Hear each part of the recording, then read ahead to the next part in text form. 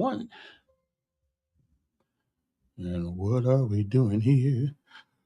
Well, good morning, everyone. I hope this day finds you well. Let me get my act together this morning. But I hope this day finds all of you doing well. As you rise and shine this morning in the great state of Alabama, the great city of Montgomery, you will find that the weather is fine and dandy, just right handy.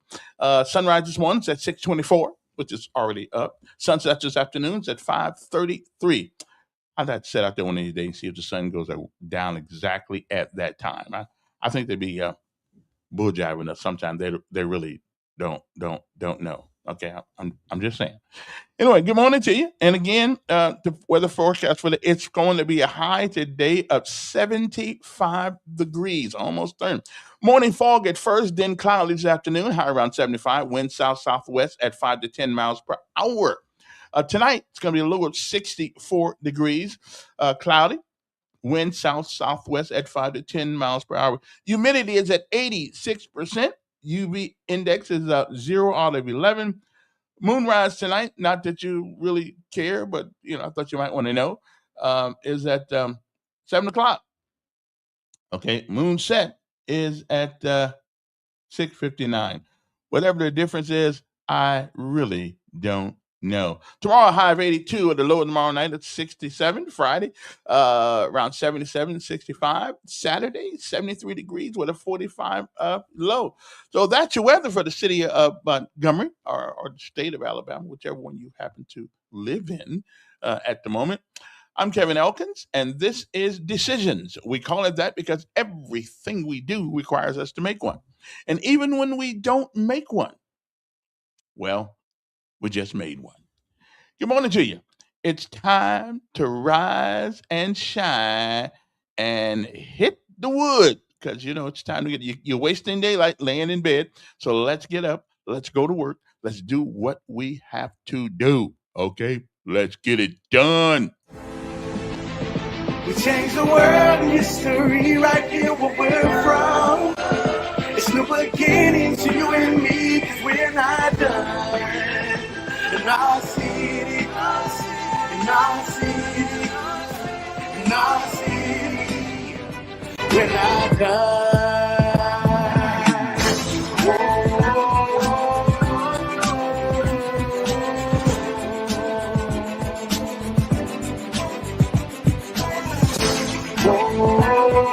I appreciate that.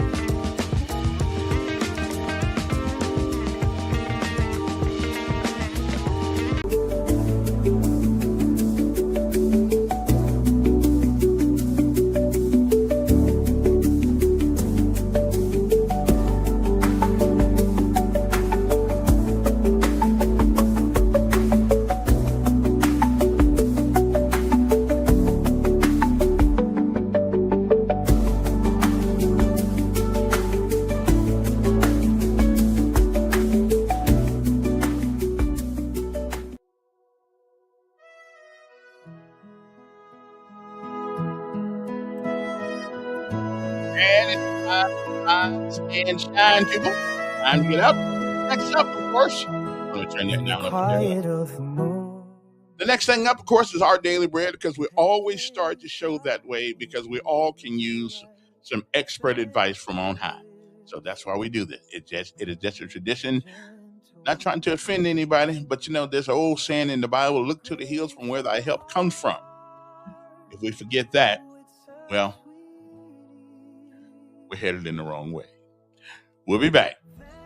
Thank you for every breath I take, for the love that heals, and the joy you make in the tapestry of life. I see your grace, every moment filled with your warm embrace.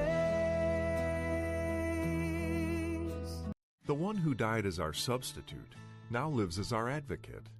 Our Daily Bread. Today's encouragement from the Our Daily Bread devotional was written by Mark DeHaan. From a Florida prison cell in June 1962, Clarence Earl Gideon wrote a note asking the United States Supreme Court to review his conviction for a crime he said he didn't commit. He added that he didn't have the means to hire a lawyer. 1 year later, in the historic case of Gideon versus Wainwright, the Supreme Court ruled that people who cannot afford the cost of their own defense must be given a public defender, an advocate, provided by the state. With this decision, and with the help of a court-appointed lawyer, Clarence Gideon was retried and acquitted. But what if we are not innocent? According to the Apostle Paul, we are all guilty. But the court of heaven provides an advocate who, at God's expense, offers to defend and care for our soul. On behalf of his Father, Jesus comes to us offering a freedom that even prison inmates have described as better than anything they've experienced on the outside. It is a freedom of heart and mind. Whether suffering for wrongs done by us or to us, we can all be represented by Jesus. By the highest of authority, he responds to every request for mercy, forgiveness, and comfort. Jesus, our advocate, can turn a prison of lost hope, fear, or regret into the place of his presence. Today's Our Daily Bread devotional scripture reading is from 1 John chapter 1, verse 8 through chapter 2, verse 2. If we claim to be without sin, we deceive ourselves, and the truth is not in us. If we confess our sins, he is faithful and just, and will forgive us our sins and purify us from all unrighteousness. If we claim we have not sinned, we make him out to be a liar, and his word is not in us. My dear children, I write this to you so that you will not sin. But if anybody does sin, we have an advocate with the Father, Jesus Christ, the righteous one. He is the atoning sacrifice for our sins, and not only for ours, but also for the sins of the whole world. That's today's scripture reading from 1 John chapter 1, verse 8 through chapter 2, verse 2. Let's pray. Father in heaven, please help us to know what it means to have the freedom of your love and presence. May we experience this freedom even in places that we have only seen as our confinement. In Jesus' name we pray. Amen.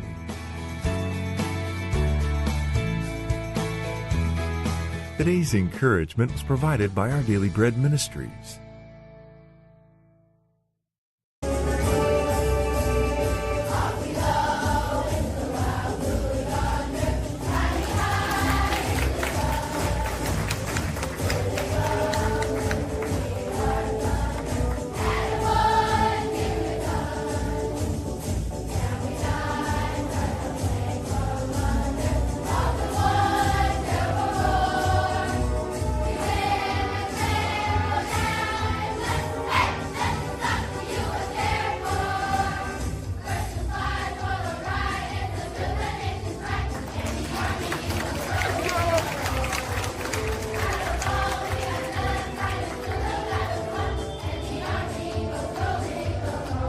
You guys know I would have been a Marine. You know that.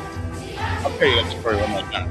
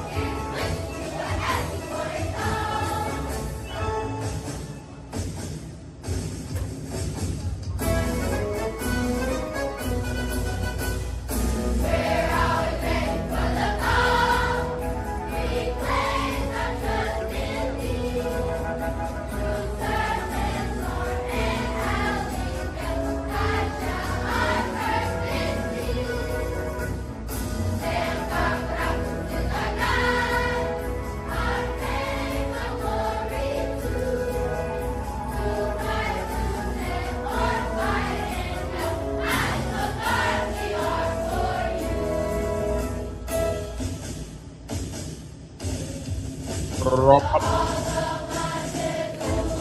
morning, Jarhead. And rise and shine.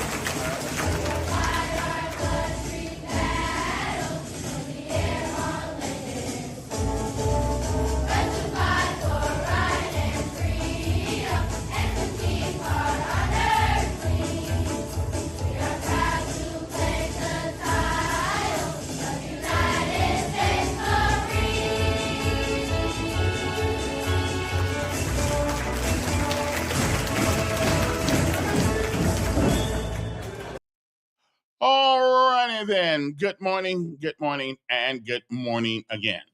I got to get taller. See, that thing always covers my whole face. Not that that's a bad thing because, I'm not exactly Denzel Washington. So maybe, maybe it's a good thing. I'm not sure. I'll let y'all tell me that.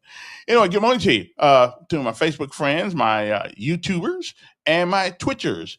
I'm Kevin Elkins, of course, the world's most unknown, prolific podcaster, where we talk about things that are important to me anyway. Um, but before I get to now, coming up around 7:30 or so, we're gonna play an interview with me and Jessie Jackson. That happened a few years ago, But and then we'll get on to the interview and stuff like that. But you know what this disheartens me today? You know what disheartens me? And nobody asked me, but I'm gonna tell you anyway. No, what disheartens me, and which is one of the reasons why I guess I just cannot get along with the younger generation, because I don't understand them. I don't understand people who are the benefactors of the sacrifices, the hatred, the wrongdoing that was put upon their grandparents, you know. And we, like yesterday, I was talking to Mr. Hot Dog Man, uh, Charles Lee, and we we continue to make excuses for the behavior of some of our people. And I understand. Listen, I understand if you're born in a tough situation. You're born, your dad's not. I understand that. But somewhere along the way, you know the difference between right and wrong. Somewhere along the way. And now that don't mean just because you know it that you're going to do it, but at least acknowledge that you know the difference. This is Black History Month, and every year this time of year it's Black History Month, and I keep asking myself, why do we celebrate it? Why do we celebrate Black History Month? Hmm. Hmm. That's a good question. So why do we celebrate it? I know when I used to celebrate it, why I celebrated it, because it was a time to acknowledge people who put up with a whole bunch of Bravo Sierra, lost their lives, lost their livelihoods, harmed, hurt, went in harm's way to try to make a difference for the generation behind them. And I'm the generation, I think, right behind them. I was born in 57. So yeah, I'm the generation right behind them. And I appreciate those sacrifices. I appreciate those sacrifices so much that I'm not going to sit around and blame the world for the things I do not have or the things I have not done. We we have um it should be celebrated all year long. You're absolutely right. And we can, by our own behavior, celebrate Black History Month all year long by the things we do. And I've often asked myself, what do we owe those people? What do we owe those people who, white and black, who went in harm's way, who would call out their name, had dog poop through all on them, had their houses burned down, shootings. That's probably where black folks got this drive-by shooting thing. Because white folks used to do that all the time. Um, we owe them something. We really do. We owe them, black and the people who's. And so here's the question this morning: are we still willing? Good morning, Dr. Joe. Are we still willing to sacrifice now for a better tomorrow? Now, I like many other people, a lot more people. I mean, I've been to places where as a matter of fact, I was saying for the short time I spent in the military, I went a lot of places, um, and did a lot of things. Actually, as a matter of fact, but I have been some places that would make West Montgomery look like a kingdom. It would look like a kingdom in some place. So all things are relative. But what do we owe? Since we always want to talk about Black History Month, we always want to talk. What do we owe them? Okay, and that's on both sides. That's just not black folks and white folks. Both sides. What do we owe those people, the good people, who tried to make a difference, who went in harm's way? And that's what irks me. It irks me that the music that we put out is absolutely incredulous, absolutely terrible.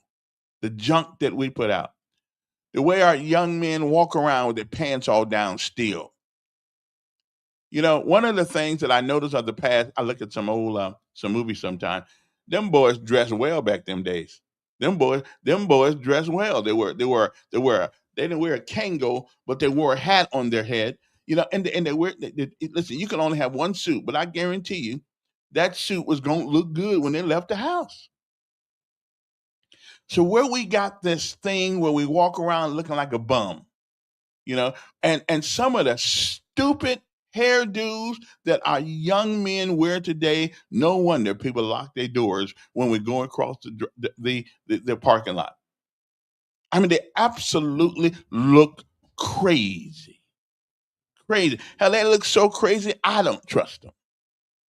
So what do we owe that generation that are now in their 80s? What do we owe them? Because so far, in the last couple of decades or so, we've insulted them. We have insulted them. What do we owe Jessie Jackson? What do we owe these people who went in harm's way? And then we sit around on the first of every year and talk about we're going to celebrate Black History. Which part of it? Which part of it? In our schools, other day there was a young person who spit on a school member, a grown up. I get the reports. I can't tell where I get them from. I get them, and which one of you in your 50s or in your 60s now would have ever thought about spitting on a teacher? Which one? And the question is, what are we going to do about it? And the one thing that we can't seem to have a conversation about in this country, especially amongst us Black folks, is this issue of fatherlessness. Excuse me, of daddylessness, not fatherlessness. You can't have a child unless he's got a father. So, but daddy is a relationship between, and the reason why that strikes me so hard, I saw my father one time, one. And I think it was back in 1965, I don't know. It was so long ago, I don't even know what the guy looks like. So this new thing about, men running off is nothing new. Nothing new. It's been going on a long time. I was born in 57. But it has got progressively worse. And why we can't, as Black men, have this conversation about why we do these things. And I tell me, I've been at the barbershop all the time. I tell them, it's the man's fault. Oh yeah, yeah. It's the man's fault. I mean, you pull out your shotgun, then you shoot at something and you hit it. So that's our fault. Always has been, always will do. You know, it's our fault. We pick them, they pick us, whatever the case may be, because we're supposed to be the leaders in our communities.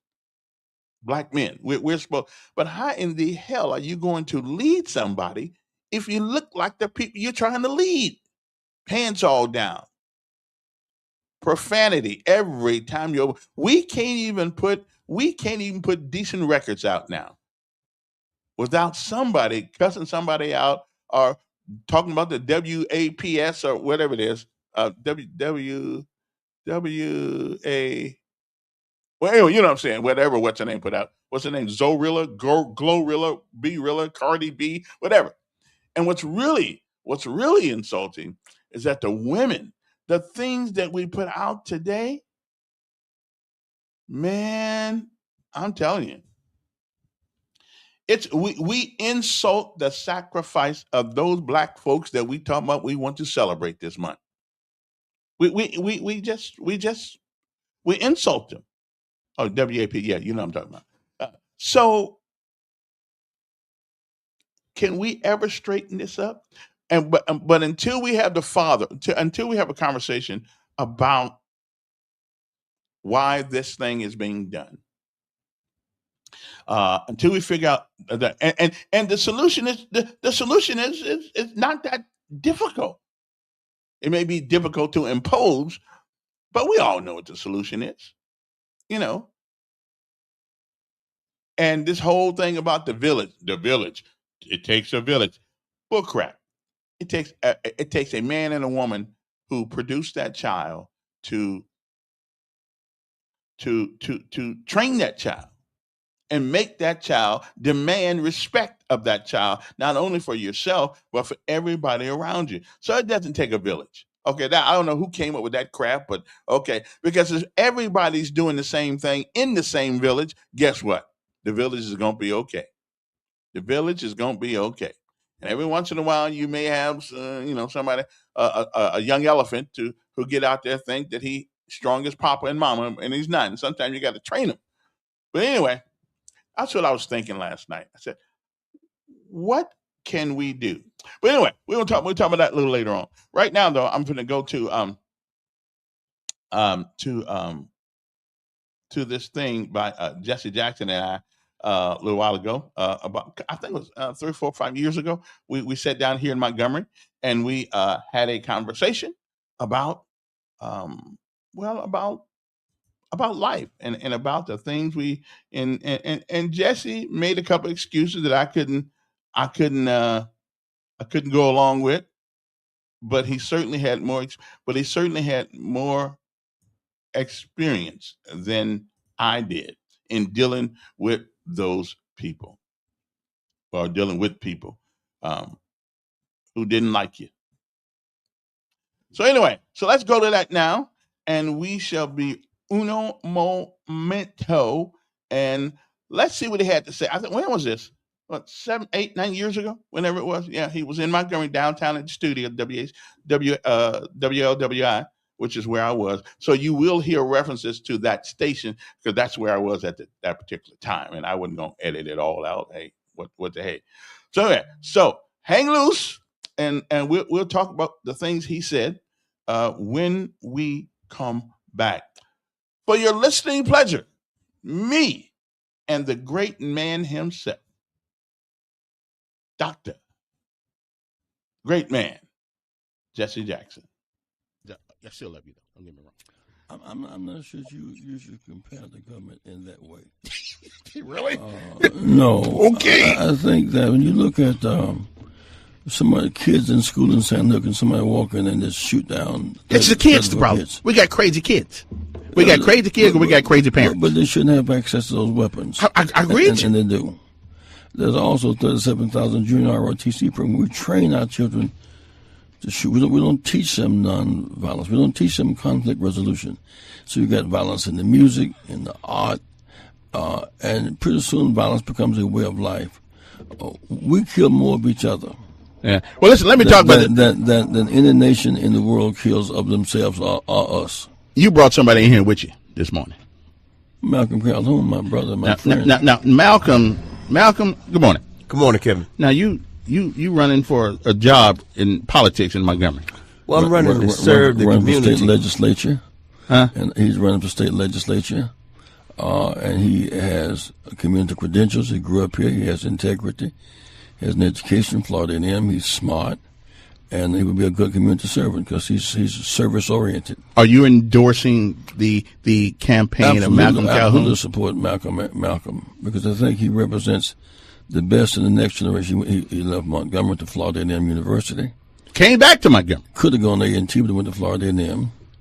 Could have been an Omega, but became an Alpha. So he's not perfect. What's Omega and Alpha? What's that? Well, that's just if you don't understand that, that's your problem. If you know the difference between Omega and Alpha. I belong to the U.S. Army fraternity. I don't know anything about them Greek squads and all that stuff. I went to Homeboy University. Yeah, I understand. But my point is, when you see younger persons coming along who will play by the rules and finish high school and go to college, come back, get business, help their parents and build their family, those are the kind of sensitive people that you want to support. People care that you know, but they want to know that you care. You've been to X university, you've been to X high place. People care that you know, but they really want to know that you care. And I think that Malcolm cares, and because he represents a new generation of fresh leadership, and he cares, I support him. You know, your dad, Malcolm, used to say something on his commercial on his stores, and I always, what a great saying. They said, what did he used to say? He used to say, "It's nice to be important, but more important to be nice." More important to be nice. I would totally agree with that. And so you want to put your foot out here in this political world. Very much so, Kevin. As Reverend said, I have been different places. I've seen different things. I've had the fortunate pleasure to come up under my father and people like Reverend Jackson, seeing their works, but I also see the need.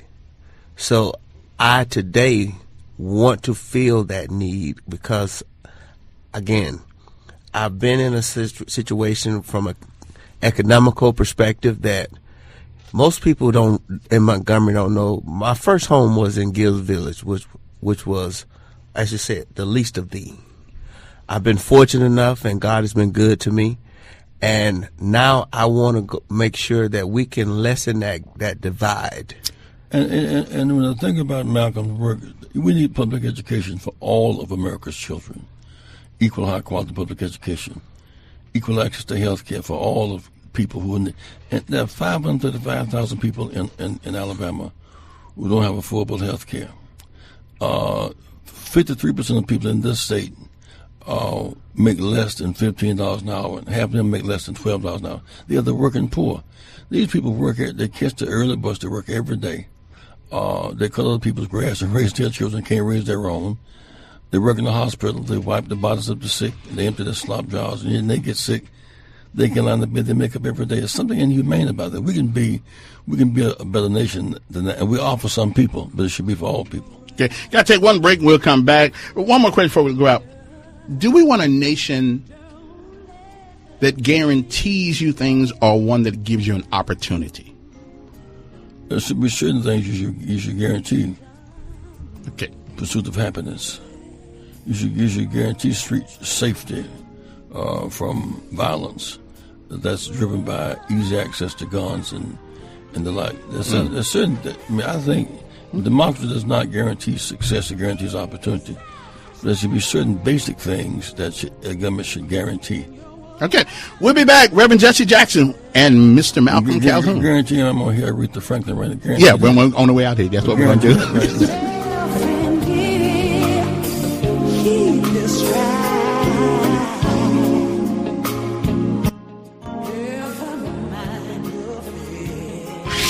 Local government, military, religion, poverty. Nothing is off limits on Decisions. 860-1440. This is Decisions with Kevin Elkins on News Radio 1440 and NewsRadio1440.com. 860-1440. Make the decision to call in now to talk about the major issues bothering the River region. This is Decisions with Kevin Elkins on News Radio 1440 and NewsRadio1440.com.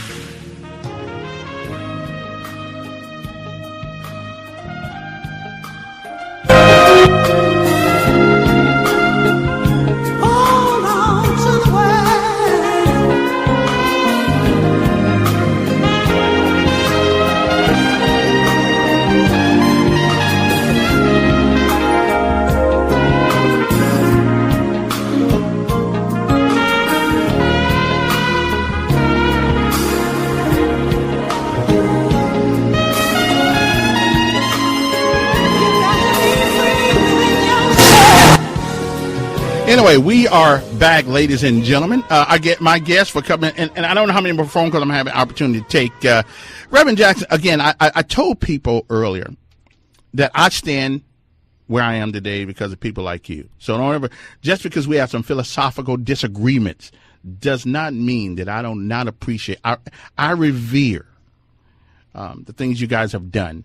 My only problem is that the methodology that we use to lead today, I think, needs a little bit tweaking. Well, the method is legal. That's a good method. The method is nonviolent demonstrations. That's a good method. If the method were shooting people for political gain, that'd be a bad method. If the method was preaching hate, that would be a bad method. But that's not the method that's being used. There's no methodological difference. I am concerned that most poor people in America are not on welfare. They work every day. True. Most poor people are not black.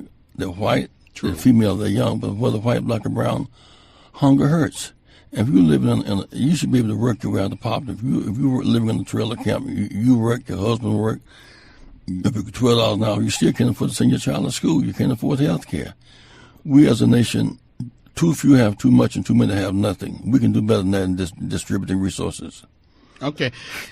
You sound, though, almost as that you want a little bit of socialism involved with our system of government. The guarantees to go to certain people. There must be a social foundation. After all, many of the whites who have land got the land not because they bought, they got the land through Homestead Acts. Mm-hmm. That's social. The military is social.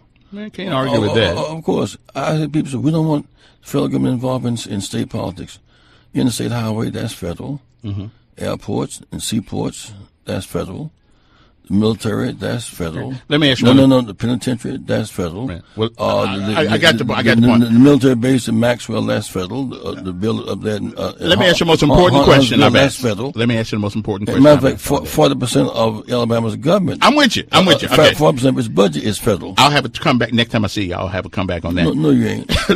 Let me ask you one of the most important questions, though.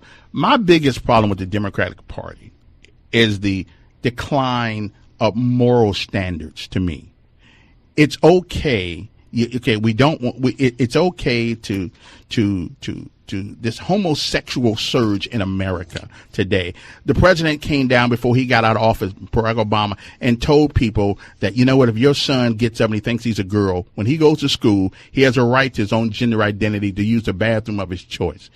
We seem to think that you can kill your children through abortion with impunity, but we get mad when somebody goes into a school and shoot people.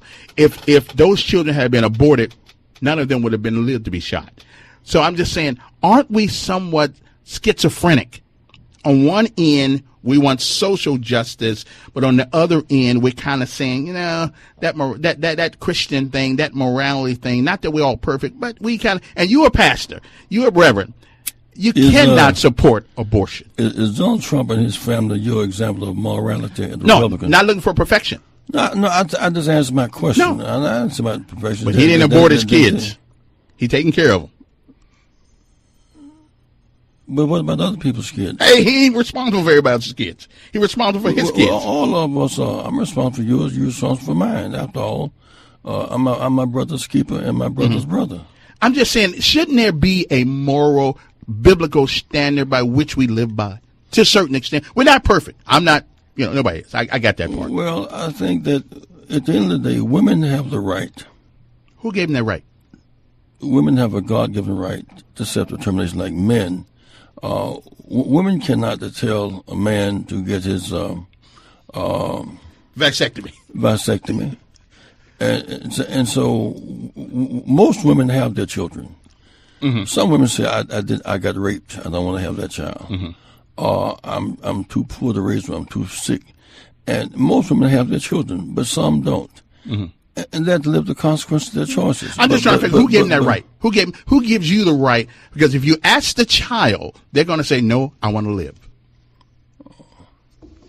I'm just saying, who gave a woman that right? God didn't. What about rape? I'm with that, but still. No. What about incest? I think you make right, and I think. What about some girls are raped by their stepfather? I'm with you. I think but we shouldn't promote it. We shouldn't promote it as a right. You shouldn't promote it, but women, grown women have the right to control their bodies. Okay, and that's not your issue at all. No, unless my mother had decided to do it to me. The women have the right to tell men to have vasectomies. I think they do got that right, actually. You think so? I think that woman got to carry that child, and she don't want to carry it. Yeah, it is better not to have created it than to have to get rid of it. Suppose you had a bunch of women legislators rather than men, and they voted for men to have vasectomies. How would you feel about that? Right on. I say I have a happy time all the time. You got some stuff with you.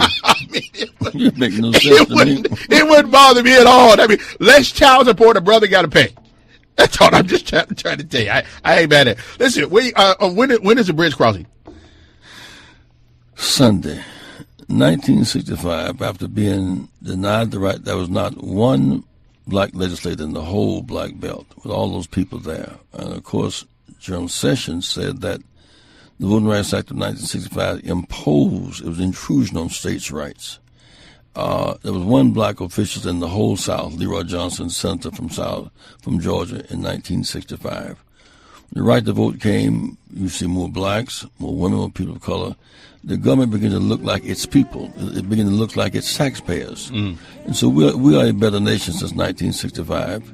And I also want to thank God today for Reverend Billy Graham. Yes. I knew him over a period of time, worked with him on some occasions. Myrtle Hall, young woman I grew up with as a child. Yeah, we got about 30 seconds and we got to go. She used to be his lead singer. And there were times when in the real vivid, violent racial segregated South, Billy Graham would demand integrated audiences. Reverend Jackson, I got to cut you off. He was not Dr. King. He was Billy Graham, and let's pray for his family. Thank you for coming. Thank you for coming. And thank Appreciate it. Next time back in town, let's go to dinner. Chicken. At Malcolm. Now, your WSFA 12 news update on News Radio 1440. All righty then. Hey, I still had it. I had it back them days too. Okay, outstanding. I liked him though. But Jessie Jackson could. I mean, he was certainly a preacher. He really was. He could take it kind of remind me of the mayor. You ask him one question and there is no telling where you are going to end up once the question. Okay. Anyway, what do you mean you're only getting sound? I heard the whole thing. The old rape and incest canard. Yeah. And that's what they, but anyway, the Democratic Party, they just, there's really no reason, a woman's got a right to her body and all, and I'm good. But it ought not to be a prerequisite that you have to believe in getting rid of your child if you are a member of that odious party. It just is. And again, the word no will suffice most of the time, and you don't have to worry about it. But that's just me. Anyway, Jessie Jackson, and we didn't talk too long because they were here for the bridge crossing. As a matter of fact, I got what year that 2018 or somewhere around there. And they were here for the bridge crossing. So he stopped by the studio. Him and Malcolm Calhoun stopped by the studio, and I'll always be honored that they did. Mr. Bill sounds like a Jew hater, huh? Okay, whoever Mr. Bill is. Okay, whoever that is. A life well lived, and that he did. And again, like I told him, I honor him and his generation. He was an '80s generation, the generation above me. They went through a lot of things. Matter of fact, I think he was actually sitting on the balcony with Martin Luther King when Martin Luther King was killed. I don't know if y'all knew that or not, but he was sitting on the balcony with Martin Luther King, so he too could have met his demise that morning, but he didn't, and thank God that he didn't. And again, I think he showed what we can do. We don't have to fight. We don't have to shoot each other, kill each other. But I do think the one thing that the Democrats do, even Jesse did, is made too many excuses for the behavior of our folks. There's nobody that has to work in a particular job today. School is almost free. We got more schools than we got anything else in America. Of course, we paying people to play football, so it's kind of like you go to college now to that's your job rather than your beginning education. You go there now if you play sports, and it's your job until you break your leg or break your ACA or something like that, and then your job's gone and your money's gone and everything's gone, and now you're out there robbing somebody because you never got the education that you went to school for. Uh, we got lots of problems, but we got some answers too. We do have some answers too. Anyway, hope you enjoyed that. With me and Jessica, they were headed to the bridge crossing, so we didn't have a whole lot of time. Um, but he'll take you in a circle now. Jesse will take you in a circle. You think you're talking about one thing, and you be talking about something else. So anyway, so much. But it was a pleasure and an honor to have a couple of minutes along with the great Jessie Jackson. Okay. I rest them off because in radio you only got a certain amount of time, and then they cut you off. It's a hard break, and you just had to go because I wasn't trying to, but again, when you're not working, unlike podcasts, you can stay here all day long if you want to, but you can't do that. You cannot do that with radio. You have to go because they cut you off anyway, whether or not you. It's called a hard break, and they'll cut you off whether or not you want to leave or not. Anyway, good morning to you. How's everybody doing? Okay. Lesson of life today. What is the lesson of life today? I have it right here someplace. I forgot to put it up there, and then we'll get on to other things because we're gonna. Now I did talk to um, last night. I did talk to Kenyatta Hassel, and he said he was going to call me back, but he may have gotten busy and he can't do that. But here's a big deal this morning, and we always talking about budgets, right? We always talking about the what is the budget we always talking about? And I forgot Wishbone Cafe is closing indefinitely. That was a pretty good place to eat. I don't know what happened over there, but all I can tell you before I get back to that thing, I know that being in the restaurant business, uh, being in the restaurant business is a tough life. Most of those restaurants, except for the big ones, have about a 5 to 10 year stand, and then it's time to go. It just takes a lot of money. Now, moving on to something else and I didn't get a chance to get with Jesse Jackson about. There is some furor going on, not the furor, but from furor, which means some angriness, some going around in America, and why I do not know about. You should have ID to vote. There are people. Um, there are people in Washington right now that doesn't want anybody to have ID when they vote. However, if you and it's always they always say, well, the black folks can't get to the poll. Black folks can get to the poll, especially one in the club, because I see them all the time. We can get to the poll. Okay, you just got to figure out which poll is important. Okay, POLL or POLE. So you have to figure out which poll is important. But don't we get tired of people making excuses? Oh, it's back open. Oh, okay, I didn't know they were back open. Okay, don't you get tired of people making excuses like most black folks are unintelligent and can't don't know how to do anything for ourselves. It really is that where we're going to now? Because we're getting too lazy to go. Honestly, we can get to the polls if we wanted to go to the polls. If they were giving out boxes of cheese and crackers and little hamburger meat, we'd get there. Oh yeah, all of us we would patch. We'd get an Uber together. We get all kind of things. We would get there. Why is it that the only people in America right now that people are fighting for not to have ID are black folks and Hispanic people? Why is that? Because the Democrat Party thinks that we're too stupid to know the difference between being concerned and being. Let me. Do. Good morning, Top. Morning, sir. Yes, sir. I enjoyed that with Reverend Jessie Jackson. So that was a great, I think, opportunity for your audience that may not have had an opportunity to hear it. My question, and I'll hop off. You said he is a member of that odious party. Yes. Can you define what you meant by that? It is because you say it often. I just want to. It is a party. Get clarity. It is a party that requires you to go against. I know what you know is right and wrong. To be part of that apparatus. Everybody who took high office under the Democratic flag has to believe in the quote unquote the woman's choice.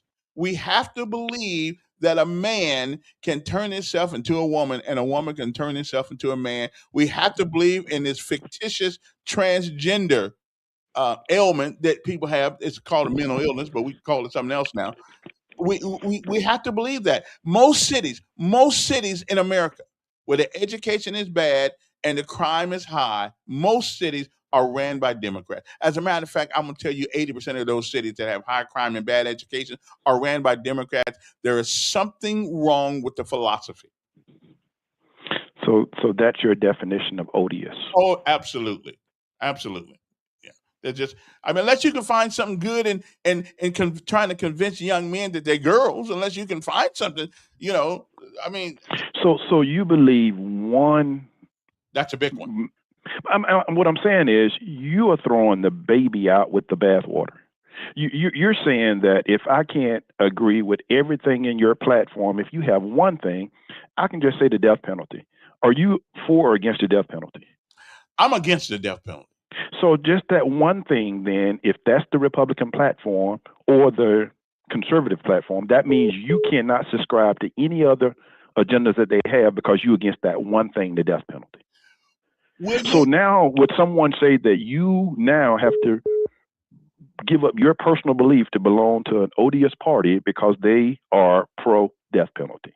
Is that an accurate statement, sir? Yeah. Well, listen, I'm not just a one-issue guy, but when it comes to... But that's what you're saying with the Democrats. If you're saying that it's about transgender, you're saying, because that's what you seem to hang your hat on. There are many things that just go outside the normality of the human existence that the Democrats want to push. Okay, give me another one other than the transgender.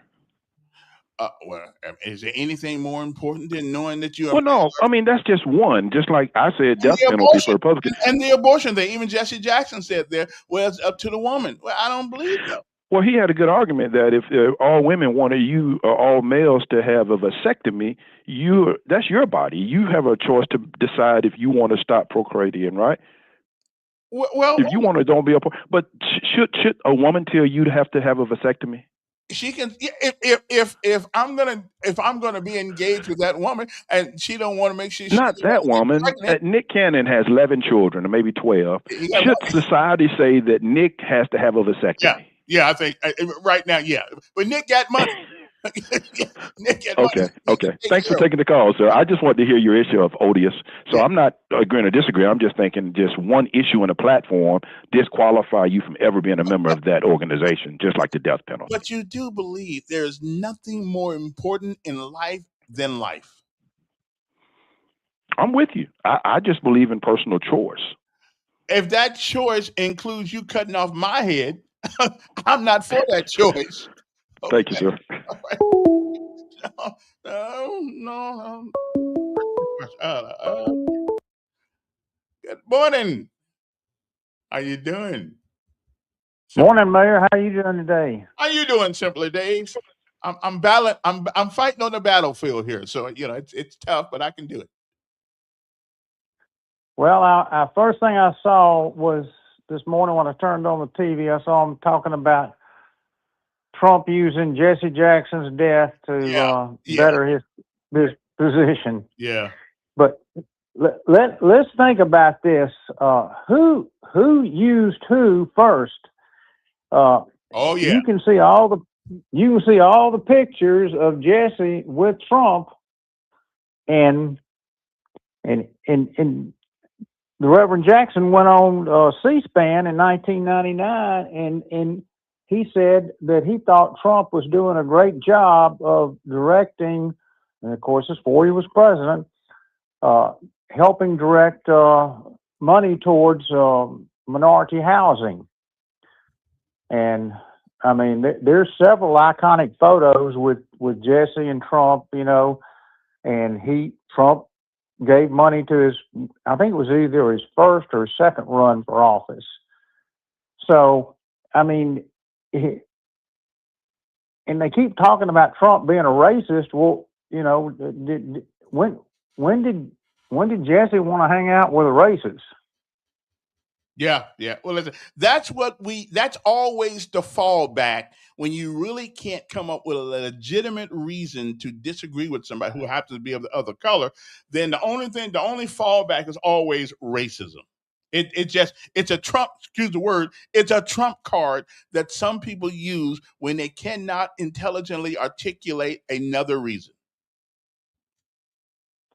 Well, that was Well, I just think if he was, what they say he was, that, a zebra doesn't change his stripes, and best indicator of future behavior is past behavior. I just think that those, people that hung out with him back in the past would have come forward and said, yeah, he did us wrong, or he treated us, different, or anything like that. But they all spoke highly of him back then until he declared a party. And once he declared a party, everything changed. Yep. If he'd ran as a Democrat, they loved him. But he was a Oh, Democrat. yeah. He was a Democrat. Look at all the pictures. He was most of the time. Yeah.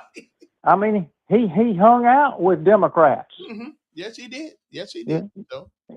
But see, that just goes to show you, it's just all in the way it's labeled, all in the way it's packaged.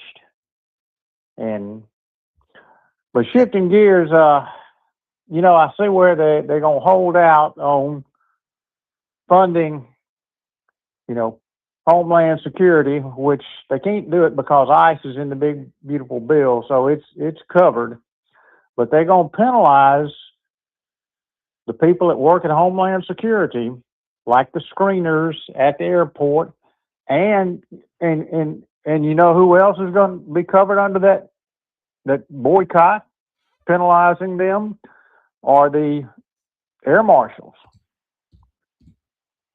The air marshals fall under not ICE but Homeland Security. So, providing safety on the airplanes, providing safety at the screener to thousands of people is, they don't care about that. No, and again, most of the Democratic stuff is all show and no snow. Okay, that's just what they like. They like you to think that they care, think that they're doing something, when in absolute truth they're doing absolutely nothing. Like this whole ID thing.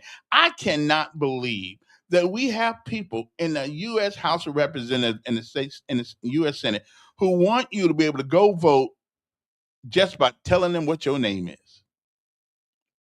Yeah, I mean, it's crazy, Mayor. I mean, if you go to the doctor's office right now, you got to show your ID. If you go to the bank to get your own money, you got to show your ID. if you are dirt road poor and don't have 2 nickels, and you go to try to buy a 6-pack of beer, you got to show your ID. That's right. And even if you look like you're 70, they still want some ID.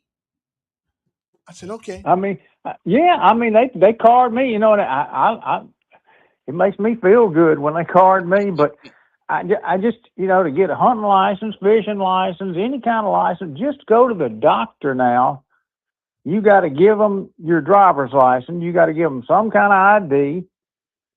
And this thing about showing it to vote. Except when it comes to voting, the most sacred tradition in this country that makes us different from just about every other country on earth, that's the one that we want to discard. And the Democrats want to discard it, not Republicans. It is the Democrats who want illegal aliens and people not to have an ID, and black folks, because they know that black folks gonna vote 97% of the time for a Democrat. That's why they don't want it. My mother used to say, tell the truth, shame the devil. I can follow your logic. I can follow somebody's logic. I'm very simple-minded, but I just don't understand if everything else you didn't have to show your ID. Then okay, why are you picking on people that have to go to vote? But we live in a society now that you have to show your ID just to get health care. Oh, let me tell you what's coming next. Now, you know the little thing they're gonna put it under your skin soon. Now, I'm not taking one if I live in nothing. Put it under your skin, so all you need to do is wave your arm on an apparatus, and it'll tell everything about you. Everything. Well, that and eye recognition. You know, and I mean, we're fast headed, but this thing just to keep fighting and holding out it's just I just don't understand the logic of it. But yeah. Well, have a good day, Mayor. You too, Simpler Days. You too. Somebody says here. They said that why would Trump want a black in his cabinet? Well, now that's an interesting question. It is not the color of one's skin that is detrimental to their political position. Black folks don't vote Republican. They only vote at least 98% of the time one way. So why would I want somebody in my cabinet, in my sphere of influence, who is going to fight against everything I believe in? I mean, why would I want to put somebody in my cabinet who don't believe what I believe? You know, it's like going to war and having the other guy from the other side sit next to you in the foxhole. Well, he may say that he gonna help us, but he wearing another man's uniform. How can I trust that? So it is not color. It is philosophy that black folks just don't vote Republican. So the Republicans don't talk to you very much because they can't talk to you anyway, because your mind's already made up. The minute you came out the womb, your mom and your daddy told you you're going to be a Democrat. So your whole life, Republicans are racist. So that's why we're still in the same shape we're in now, waiting on Democrats to help you, and all they do is trying to keep you where you are. Good morning there, Mr. Sign Man. What's up? Mr. Kevin. This is he. Tim Scott doesn't qualify. Donaldson out of Florida doesn't qualify for Trump party. No. What you trying to tell me? No. Huh? I think those two individuals. Can I? So in other words, what's other two guys you said? Who? So in other words, no, Tim Scott. Tim Scott don't qualify. No, he don't. Huh? To be in his cabinet? No, he's not a real Republican. He's not a real Republican. He's not a real Republican.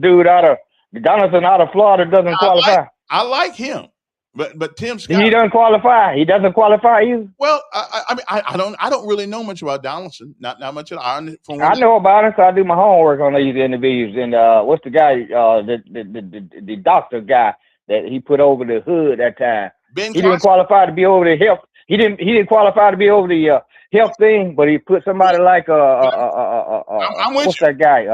But let me ask Kennedy you, guy over. He put Kennedy over, having to be what color? right? But let me ask you a question. None of those. Wait a minute, no, we're gonna take care of that first. Now you said I that. don't You know. said that a while ago that no I- blacks.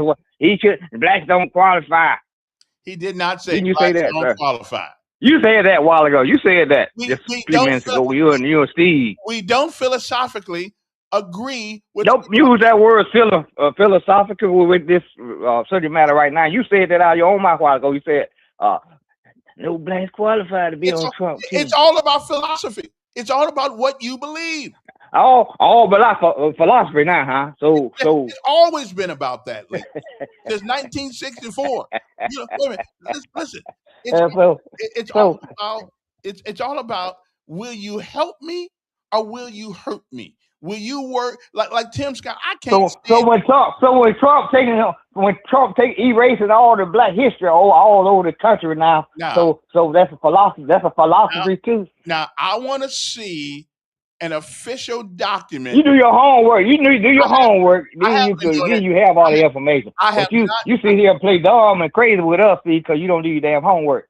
I have not seen an official document. So you don't care. That's it. Wait a minute. You don't do your homework. You come on here running your mouth talking about how the blacks ain't doing it. The blacks ain't doing it. They voting one way. Let me put you on hold for a second. Don't hang up. Listen, I have not seen one official document from Washington, D.C. that said that the president is removing every trace of black participation. Now, show me where you found. What happened, man? What happened? I had to, because you keep talking when I'm trying to talk, so I had to put you on hold for a second. Well, you did all the talking before I came on. Now, show me. I just responded to some of that garbage coming out of your mouth this morning. Yeah, Go ahead. But just show me an official document where the president says I'm getting rid of Colin Powell's graveyard and all that stuff.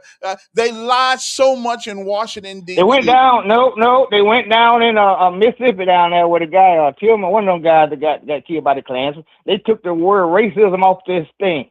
Okay, saying it had to do with racism. Okay, took it off the damn platform or the monument or whatever they had down there for this guy. Okay, so what I'm saying now, that's just one incident right there, sir. Mm-hmm. But what I'm saying, y'all claim that see, I've been around white folks all my life. There's a lot of good ones out there, and most of them are pretty good. Okay, I'm gonna say it like that right there. But I worked for one and a couple of them that at Christmas parties and all that. I love you, I love you, I love you. 6 months later, the white boy tell you that the man say he ain't want no more niggas working for him. Okay, so let's get real about people confront. All these bosses in the front of the blacks over these years, as long as they do these jobs and all that and behave, you all right with the man. But let's go back to the voting thing. See, you missing the whole point about the voting ID thing, sir. They want you to go get a damn birth certificate now. And throw that in there to prove that you're a damn citizen, Kevin. Well, come on now. They don't want just a travel license. They don't want that anymore alone. They want other stuff. But if they want to make it harder. Can you go put your hand on your birth certificate right now, sir? Yes, I can actually. Can most people do it? Well, I don't know about most people, but I can. Can most people do it? Hypothetically speaking, do you think most people can go put their hand on that? Well, most people probably do, but you don't need that if you got a government ID. They telling you now. That's what Trump and his crew trying to get that thrown in the mix. They want to throw that in too.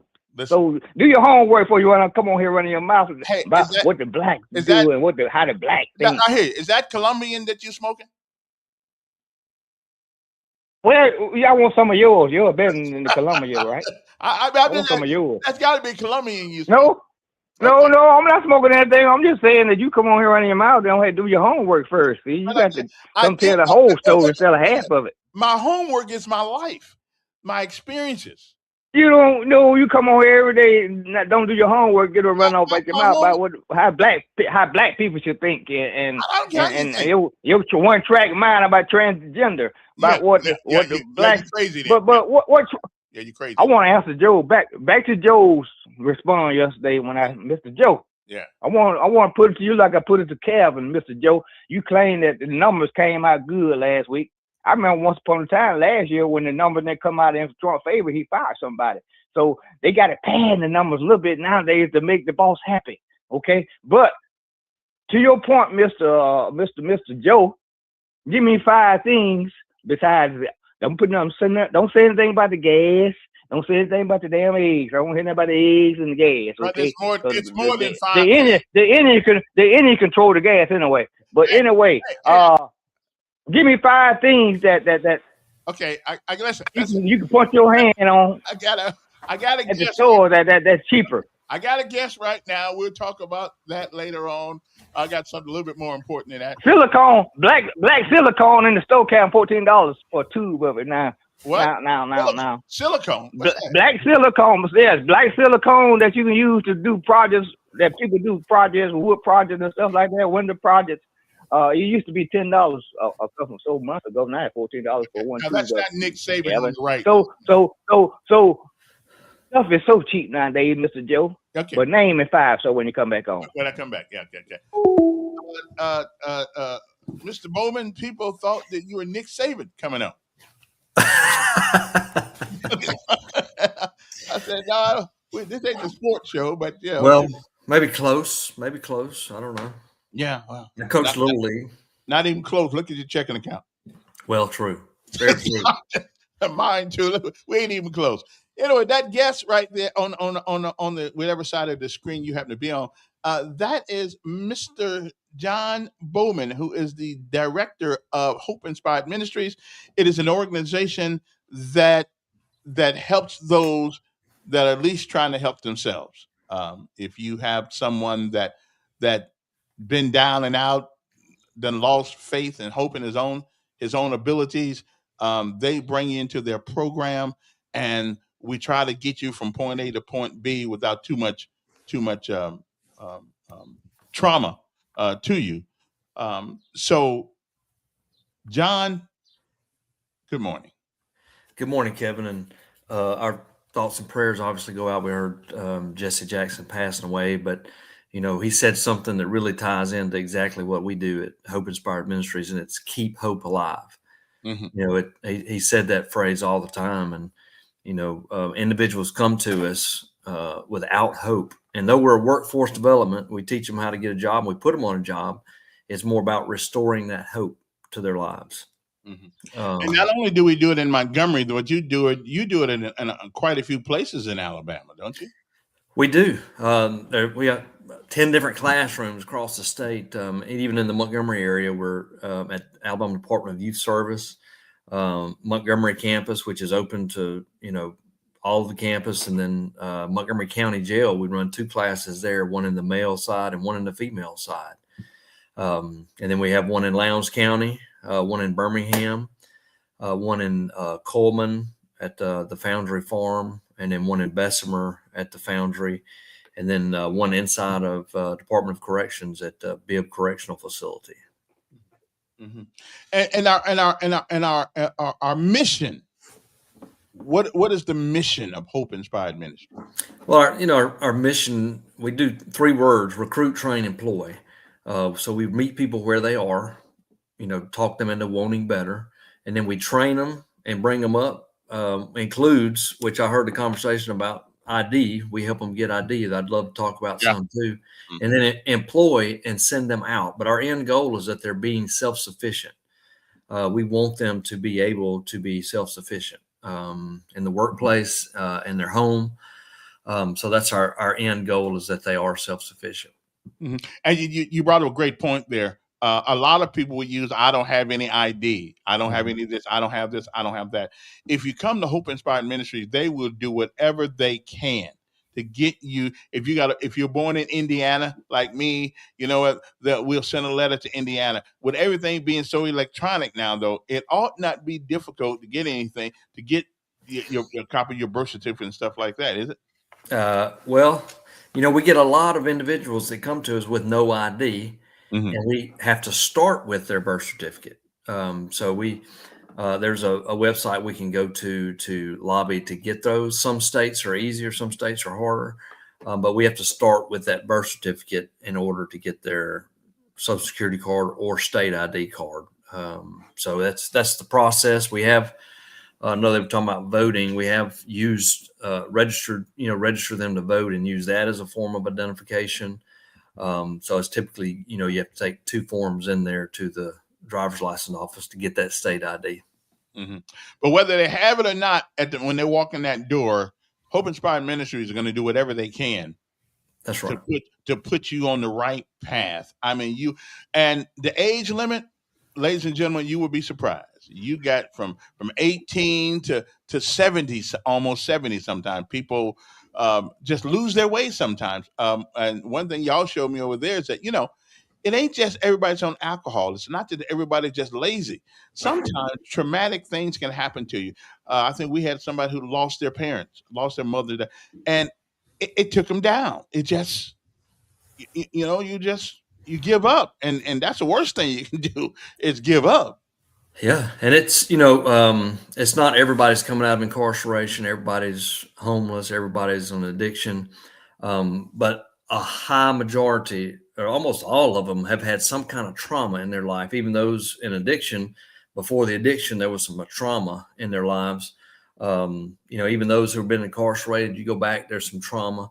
But we get individuals that have never had those things that just fell down on their luck, Mm-hmm. or lack the job training skills needed to get that job or to keep that job or even to promote up at the job. We want them to get promoted there as well. Mm-hmm. So it's a holistic approach to keep hope alive with those students when they come into that program. And what's the number if somebody wants to inquire? Well, you can obviously go to our website, hopeinspiredministries.org, and hit a button and sign up for the class, and somebody will be in touch with you, or you can call 649-4330 and 334 area code 649-4330. Okay, 649-4330. And also something else we can use. All of us have a plethora of experiences in our lives. Mm. And those experiences, no matter how big or how little you may think they are, our people over there who come to this class need to hear from you. They need to hear that you're not they're not the only person who did the same stupid thing twice. Because a lot of us have done it. I got it more than twice actually, but that's okay. Kevin comes and speaks to the class, and he might have done 1 or 2 dumb things in his life. But Yeah. for him to share those things with our students, and then our students to see where he is now, it actually gives them hope. We all have had mess ups. I used to go and speak there all the time, and I would share some of my mess ups, fewer than Kevin's, but I would share them. And then I'm older than you. Okay? They're able to see a pathway forward. So we love to have individuals, come in and share those. And even we've had those in the military. Kevin shared some military, but even some pilots to come in and share, how they had to plot and plan for everything that can occur in the plane. It's not if something happens, it's when something happens. And, you could hear them related over to your life. Bad things will happen. Mm-hmm. I tell the students all the time, it's not, whether or not they're going to happen. Your bad things happen in my life, bad things happen in your life. It's in knowing that they're coming and learning how to navigate through those to make you stronger, not just get through them, but to make you stronger to get through them. One important thing that the Hope Inspired Ministries does, they provide a meal, and probably the only hot meal that some of these people are going to get, at least that day. And what happens is that we would love to have you join us. We would love you. We would love you to join us, and providing a meal. You will be surprised how life looks when you're hungry and when you ain't hungry. Yeah. And speaking of the Um, speaking of the meals, Kevin, the only hot meals some of them get, and we've got a project, or it's a fundraiser coming up, but it's a kind of a mission fundraiser where we're raising monies for Hope Inspired Ministries, but we're also raising monies for meals. We're going to support two different organizations. One, Jamaica was hit by a hurricane last year and still has a lot of needs down there. We're going to pack 10,000 meals. And we'll be raising funds throughout March, but we'll be a packing event on April the 10th here in Montgomery, to where we will pack 10,000 meals. We'll send a portion of those to Jamaica, and then we'll send a portion of those right here in Montgomery to the Heart of Alabama Food Bank, supporting those food insecurities. But I think, sometimes we take food for granted. One of the things Jessie Jackson said was never look down on anybody unless you're helping them. And so one way to help them is, of course, by helping them, get into a program like ours. But the basic necessities of food is something that we all take for granted. But we have individuals like you, Kevin, that bring food, lunch provided for our students, and you may bring 25 meals, and we may have 10 students, but miraculously there is no food left over because they're that hungry. They're eating a meal, they're taking 2 meals with them, and there's real food insecurities out there. And if you can imagine you not having a job, then you wouldn't have meals either. So I'd love to have whoever would love to participate in that to give me a call. You can reach me at that number, 649-4330, but would love to have you partner with us on this Meals to Mission campaign to raise food for Montgomery and also Jamaica. Mm-hmm. Well, all I know is you guys, how long have you been doing this anyway? Hope Inspired Ministry started in 2012. So we've been around for quite some time, and I've been working here for about 6 years and volunteered for about 6 years before that. So I've been here for well over 10 years through, when I was at the police department, I volunteered there and referred individuals to them as well. So I've been there a while, but Hope Inspired Ministry has been there longer than I. Right. And I got it. There's probably no story that you haven't heard. There's probably no reason. There are probably no new reasons that you can come up with that you haven't heard. The bottom line is that here's what you have to do though. You have to be willing to put in the work.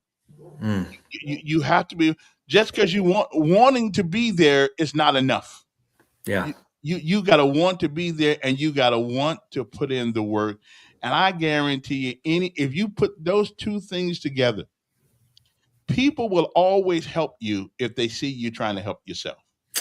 And Doug Singleton, he came over, and I know he listens to the show, so maybe he hears it. I saw him last night, but he came and spoke to the class one day, and he gave the example. And there's nothing to replace sweat equity.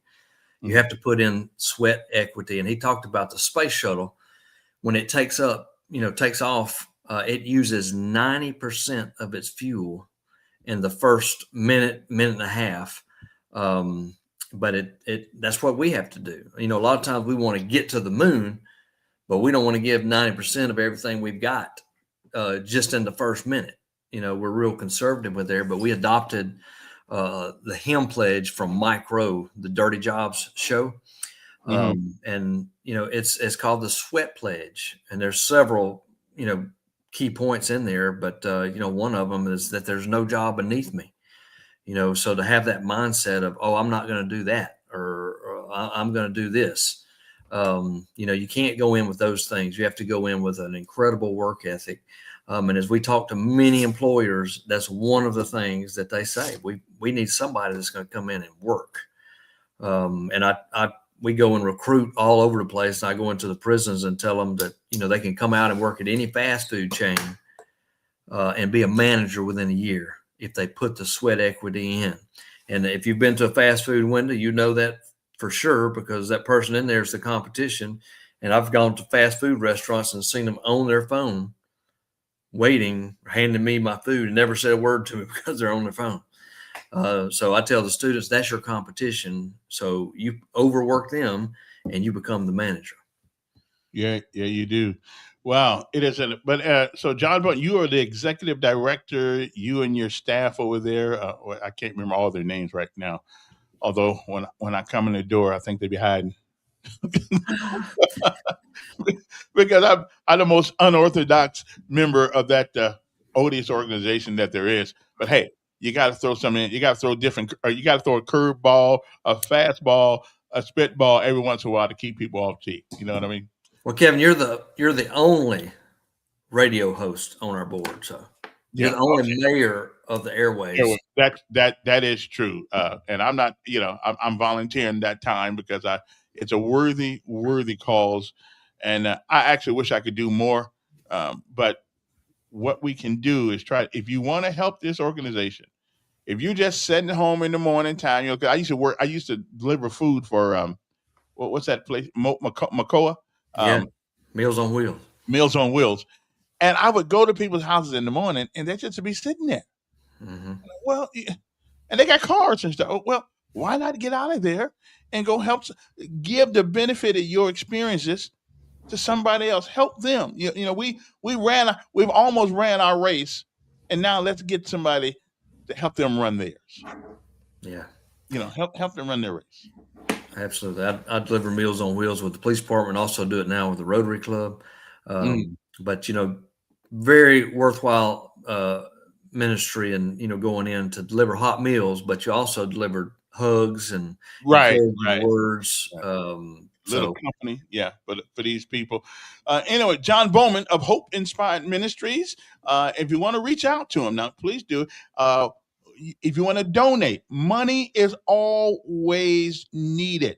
Money. There's no amount that's too small, and more importantly, there's no amount that's too big.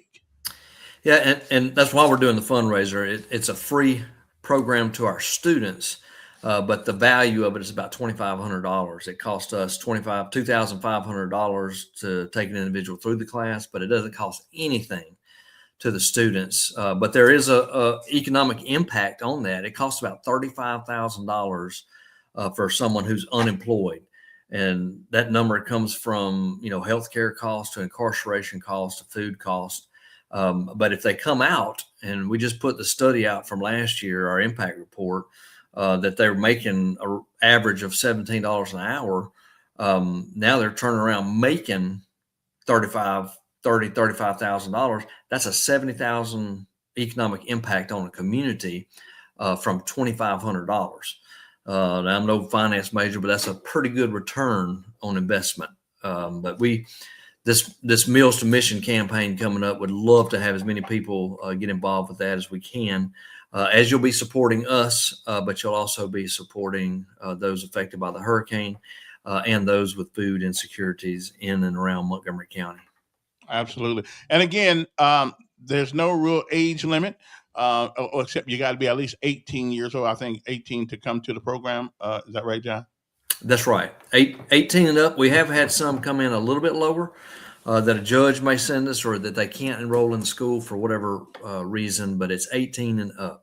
And our next class, Kev, we're actually signing up right now, starts March the 2nd. Okay. March the 2nd. And we would love for you to refer someone to us. I'd love to tell you we do give rewards for that if you refer somebody, but they're eternal. So you'll get them one day. One day. Okay. Well, that's good. But yeah, and age is not a problem. We've had people 60 years old. There have been people, I didn't believe this. I did not believe this, but we've had people who've never had a real job. They've been hustlers, and hustling is good, but you can't put it on a resume. That's right. That's right. And it's not secure employment. So I had a guy that I mentored a long time ago, and that's what his mom referred to him as his hustler, because that's all he did. He would hustle for money, and then, had to fund an addiction issue. So to really put them on the right track. And, even times where they've had jobs, they've had many jobs sometimes, but they can't keep a job. And every time you talk to them about it, there was a problem with this person at that job. a problem with this person at that job, a problem with this person at that job. And sooner or later, you have to come back and say, well, what's the common denominator? And it was them, but learning how to deal with people, it's a huge thing to learn. But once they learn that, we see many students come and not just get a job, but they keep that job and then they excel. They get promoted at that job. And that's what we want. That's what God created in all of us. He created greatness. And so it's us to, keep that hope alive and encourage them to be who God created them to be. Mm-hmm. And one more thing, while we ask you to come talk to the students, talk to the potential productive citizens, help them get back on the right way, you will be surprised how much it helps you. Okay. You're sitting at home. You got all this wisdom. You have all this knowledge. You had disappointments. You had to get over some things. You need to share that with our students so they know they're not the only people in the whole wide world. Although when it's your world, it seems like it's the whole wide world, but you're not the only person going through tough times. We all, even good looking as John is. John had a hard time in high school getting a girlfriend. Kevin, I met my wife in high school. My bad. Anyway, well, you one of the lucky ones, brother. Okay, anyway. So anyway, but you hit on something. It's more blessed to give than it is to receive. Yeah, and it's one of the hardest lessons people have to get from our students to your viewers to me. But once you learn it, if you want a blessing, you have to be a blessing. Yeah, and that was the biggest lesson that I ever learned. And if you come in, you call us, you come volunteer, you pour into another student. Watch what God will do in your own life. He will change your life. You want to change life? You call us today. And if you only got 2 hours a month that you can give, well, that's fine. We can find something to do with those 2 hours you got. You want to give, and we'll give them a call. And they're located. What's the address? 145 Coliseum Boulevard. Yeah, I just wanted to make sure you remembered because I knew. Okay. So anyway, the number again is 334-649-4330. Now I'm gonna go over there today, and I want somebody to call over there and say, "What can I do?" I want to get a good report from John saying, "Well, somebody call." Okay, you don't have to be plenty. Just got to be somebody call. If you got some clothes you want to give, they ain't too old. You want some clothes? You want to give us a pair of blue jeans? Nobody ever has too many blue jeans. If you want a blue jeans or something like that, or a pair of shoes or something, or a coat, well, you may not need a coat much now, but at some point we can put it in the closet. But anyway, John, thank you very much for all the things you do. You are the hands and feet of Jesus, and we appreciate what you do. There's some people who talk the talk, and then there are those who walk the walk. I'm still trying to figure out exactly where I fit on that. Kevin, you walk the walk. Thank you for volunteering at Hope Inspired Ministries. Call us today. All right, we'll do it. All right, John Bowman. And what's that number again, John? 649-4330. That's right. There we go. All right, appreciate it, John Bowman. Call me today. Call me today. With that number one more time, 649-4330. That's it. See y'all. See you later. All right, then. All right, let me take a break. Got to go to pause. Got to go get my glass of milk right quick, and I'll be right back. 3 minute BREAK. Now I want y'all to call Hope Inspired Ministry. Really, I mean, come on, help me out here. Because they really somehow. Let me take. Dr. Joe, sorry about that, brother. I hit the wrong thing. So call me back. I hit the wrong. I hit the wrong thing. Okay, so I shall return though. But I shall return right after this message. So and when we come back, we'll finish out the show. It's 8:36 in the morning. I'm feeling pretty good. At least John always comes uplifting, because those folks over there do a lot of things. Ask your house racist, did his ancestors leave money to their slave children? I think I can answer that for you, though. I think I can answer that one for you. Yeah, they probably did. At least not on on my part of the thing they didn't. So we good. Anyway, we'll be right back. Right, I gotta take a break. Okay, gotta take a 3-minute break because I gotta go get me a glass of milk and some orange juice at the same time because I gotta get myself motivated and things of that nature. And we'll come back. I still can't figure out though why people really believe that you ought to be able to vote without ID. Without ID, that just amazes me that we have people who actually think that way. We'll be back.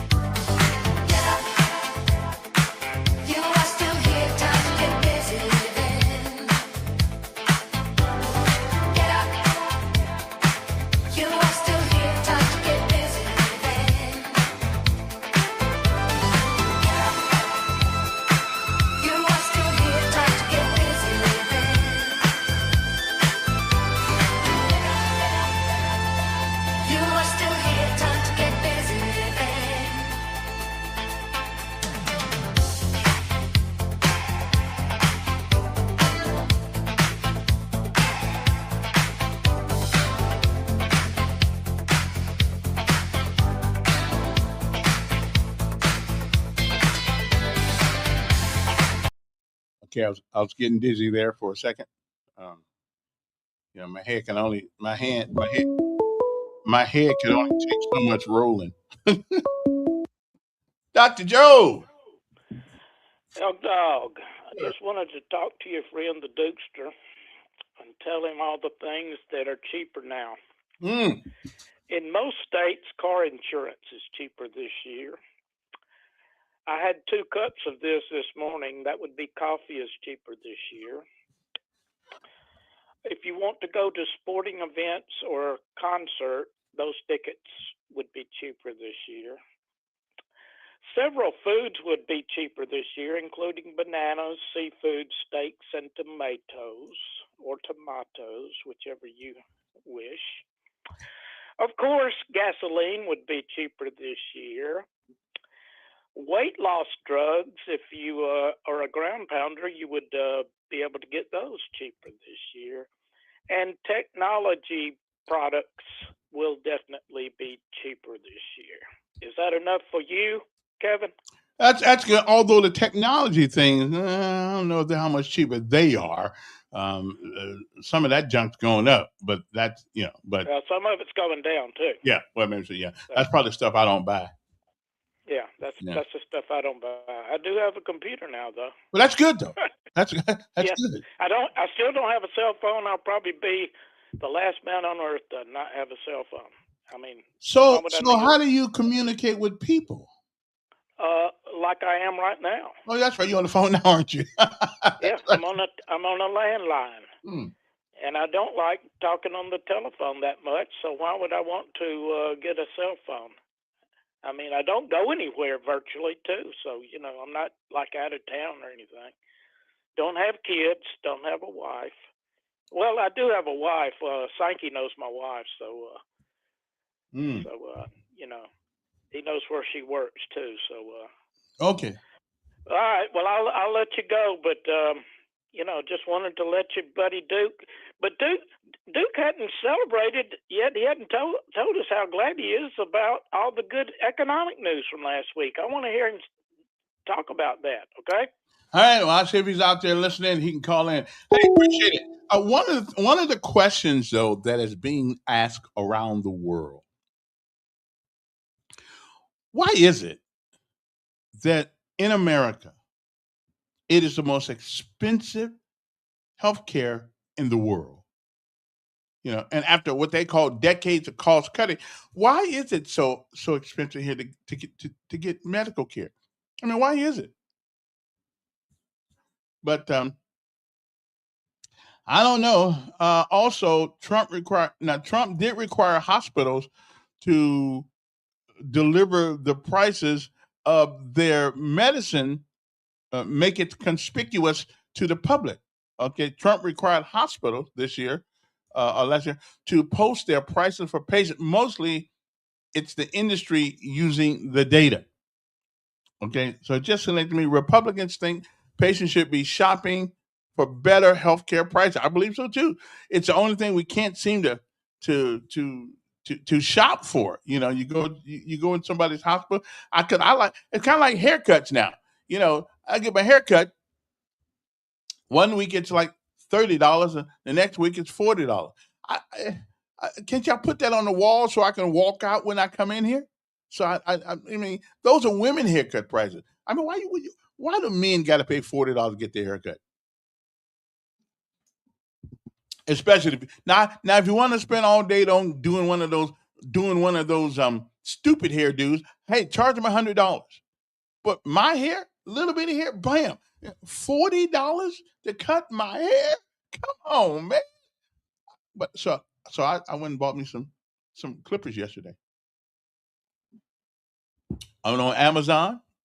I got my own thing. I'm gonna cut my own hair from now on. That's right. I'm gonna cut my hair. And if it looks good, I'll show you. If not, we'll start over. Okay. I'm just saying. I'm not gonna pay $40 to get my hair cut. I just don't have that much hair. I just don't have. Just ain't gonna do it. Yeah, Don. Good morning, Kevin. Good morning. How you doing? I'm doing fine. Duke worries about the stock market a lot. What's the chances he having any stocks and bonds? Now that I don't know. Probably not very good. Mm-hmm. And what's funny, Camilla Oliver, she don't even realize it. She made a comment in support of voter ID. She said that she'd never been in a line where you didn't have an ID. Mm. So I guess that throws that lie out, Yeah. And everybody's with the Jessie Jackson thing. I'm not really upset. He's an anti-Semite. He hated Jews. Jessie Jackson? Yes, he's anti-Semite. He was a Farragon fan. He called New York Town. He lied when MLK died. He lied about being at his head when he died. You had Abernathy and a couple other ones that said that. But he was on the yeah, but he didn't hold his head when he was dying. He lied about it, smeared blood on himself. Mm. I don't know if Abernathy's still around. I wonder if he left any thing for his love child. Well, she probably ain't a child no more. So yeah. Duke. How did Trump do away with Black History? How did he do that?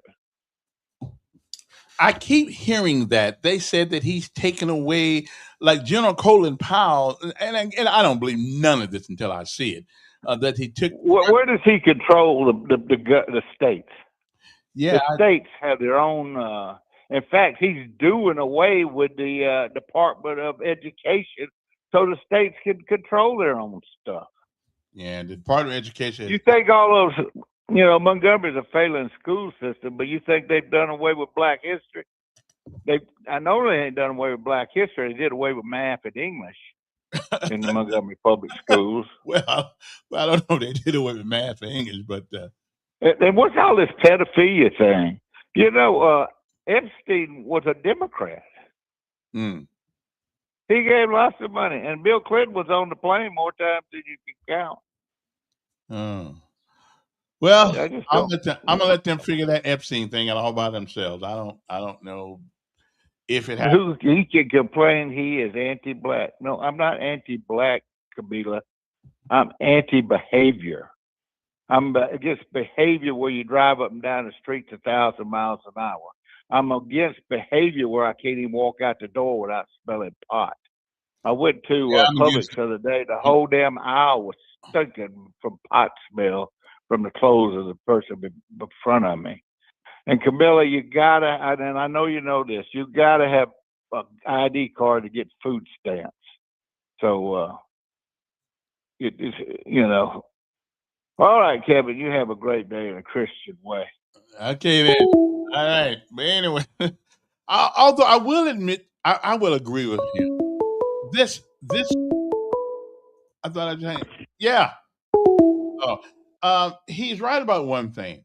This marijuana issue it's absolutely just how do people survive if they're high all the time?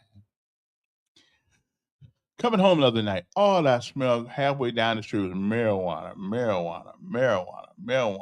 Now people will say, well, how do you know that it's marijuana? Because I know marijuana when I smell it. Some of it actually smells worse than other things. And then you wonder why you can't get a job, A couple weeks ago, guy picked up a kid. A friend of mine picked up a kid. He was going to basketball practice and he smelled like nothing but marijuana. So he asked him what school he went to. I'm not going to name the school at the moment, but he was going to play ball, going to ball practice. And I understand. Listen, if you show up at school smelling like marijuana, there's not but two ways to get it. Either you hanging around people with it, and that could include your parents, or you smoking it. Either way, you need to go down to the counseling office. And if your parents, and if you got it from home because you ain't smoking, then the DHR need to go to their home. No human being can function at 100% when he's high.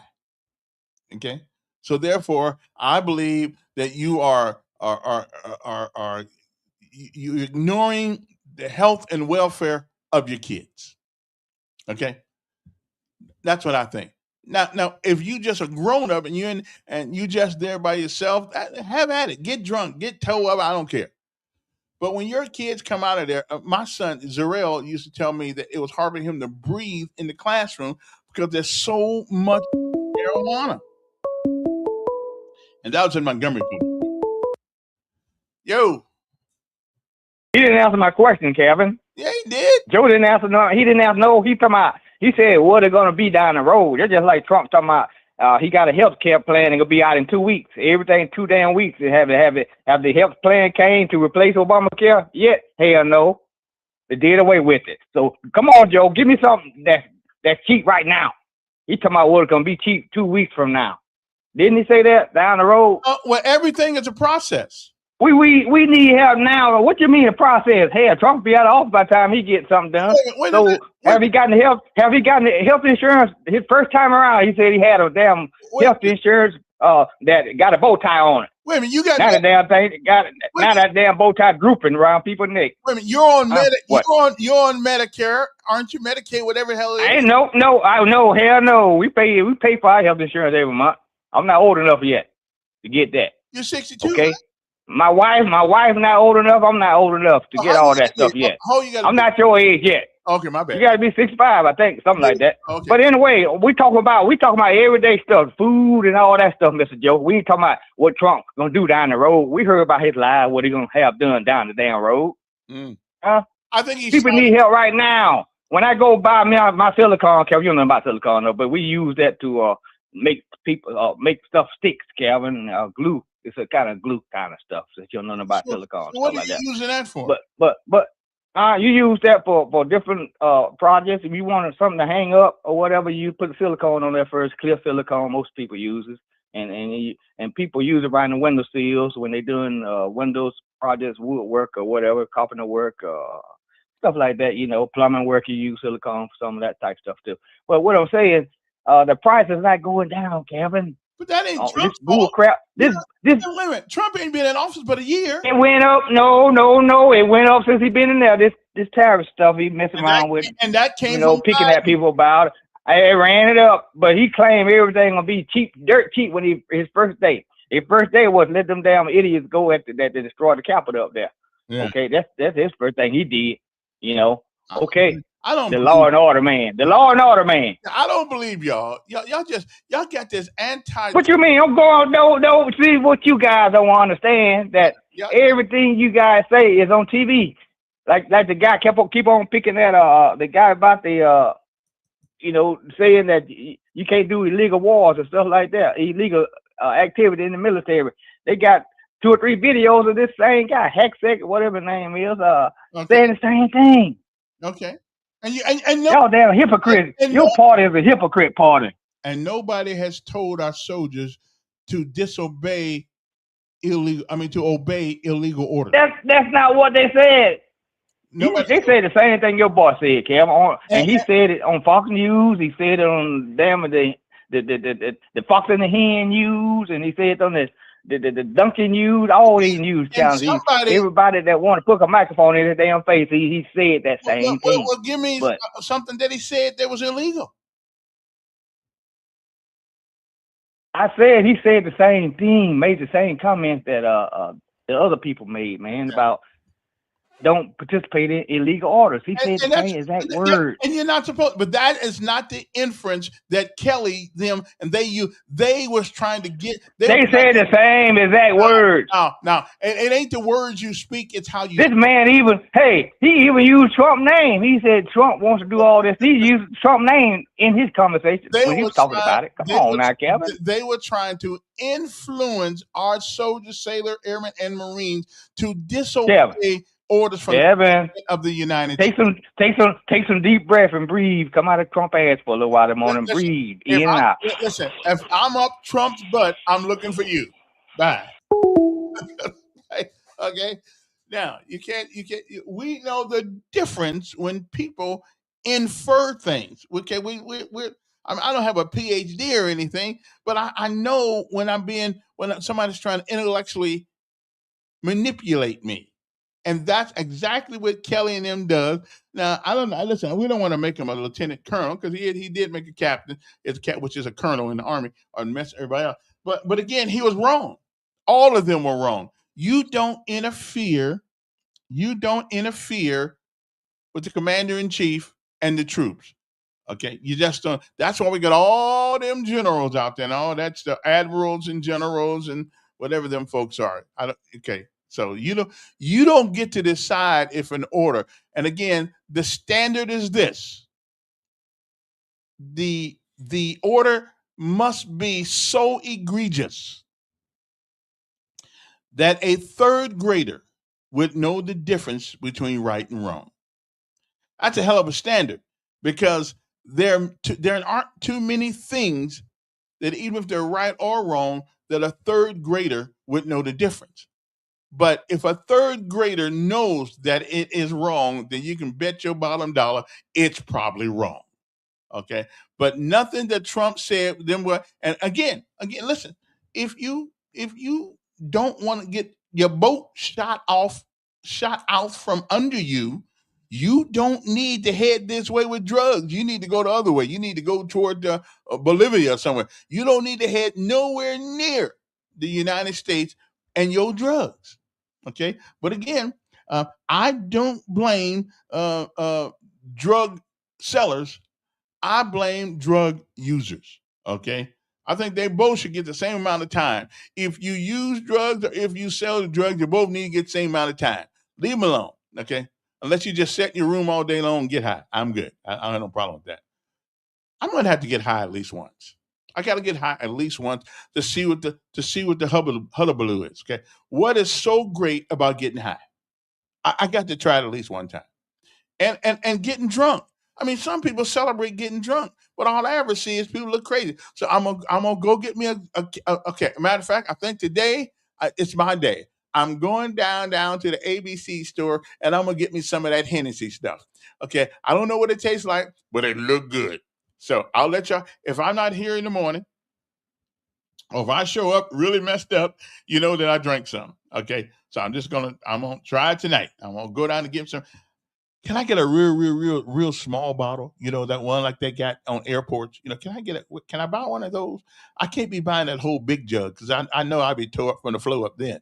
So if I can go somewhere and find me a little bottle of Hennessy or something like that, I'm gonna get me some. Yes. Hey, Triple Days, what's up? Well, Mayor, I did my homework as Dr. Duke advised, and part of homework is you got to review. And I did a review, and it came to me while I was doing the review that if President Trump put Scott in there, as Dr. Duke advised, he would call him an Uncle Tom. Yes. He would call him a sellout. And then when he put Dr. Carson in there, all we heard was that he was the token black on Trump. So whatever Trump does, whoever he puts on there, but as we know, and when I was doing my review for my homework, I saw where President Obama said elections have consequences. Yeah. Yeah. And when he got rid of all the U.S. attorneys and put his folks in there, and that's what they do. So I did my homework. Have a good day. All right, I appreciate it, man. The time is going by so fast. So tomorrow we'll have. Oh yeah, and I'm not working on. I don't work on Fridays. Now, starting next month, however, I'll work on Fridays. I'm just not going to work on Mondays. Okay, so it'll be Tuesday, Wednesday, Thursday, and Friday. Okay, that way I can. See, I think the best days off when you work is Sunday and Mondays. Best days off you can go to church. You don't have to worry about getting up early the next morning. You can do all you got to do. So that's what I'm gonna do. Okay. All right. Okay. And let me see. Oh, and it looks like Mr. Lemon is going to get screwed, glued, and tattooed for going to them people's church. But we'll talk about that later on, some other time tomorrow. We'll talk about that because he thought he was somebody, didn't he? Because he was on CNN at one time. He thought he was the man and just go in and do anything he wants to do. And well, this country is not ran by a king. You have the right to speak out. No, you do not. Okay, now let me make sure we get this. Let me make sure we get this straight. You see, if you are involved in the military, there's certain rights you give away as long as you're taking them folks check and you're retired, you get the check. There's certain rights. Now, as a civilian, you can pretty much get away, say whatever you want to say, but you don't get the right. Okay. You don't get the right to speak anything you want to say if you're in the military and you represent the military. You just don't. We look kind of like lawyers. Lawyers are the only people I know besides military that lose their freedom of speech when they go into a courtroom to protect everybody else's freedom of speech. I don't understand it. It's an illusion. But no, Kelly does not have the right of freedom of speech. Okay, he does not. Not as long as he's getting that check every morning, every month, every thing, and getting that retirement thing. Now, once they strip him of his retirement or things like that, hey, say what you want to say, but not right now. Not right now. Anyway, man, I got to go. I was almost messing up yesterday. Anyway, so see you guys later. As always, it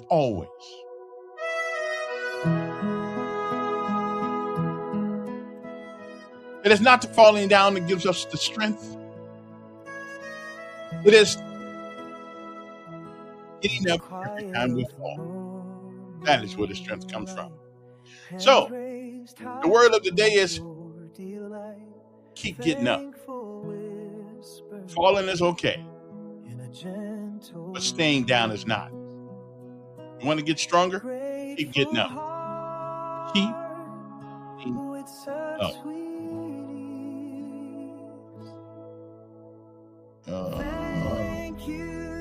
The judge was wrong. You do not have freedom of speech in the military. Sorry about that. Anyway, have a great day. But I'll do some research, see if I'm right like I normally am. Bye.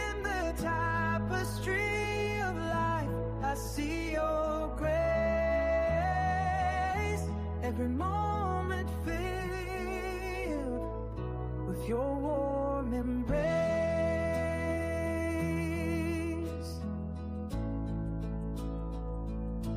Through valleys deep and mountains high, your faith a beacon in the sky.